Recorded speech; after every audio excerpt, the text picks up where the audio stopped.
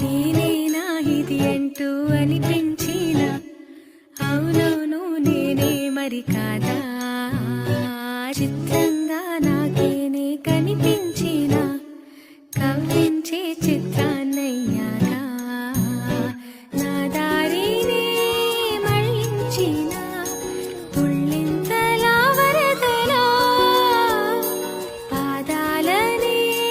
నడిపించిన రహదారి అయ్యావేలా నేరుగా సరాసరి నేనిలా మారగా మరి మరి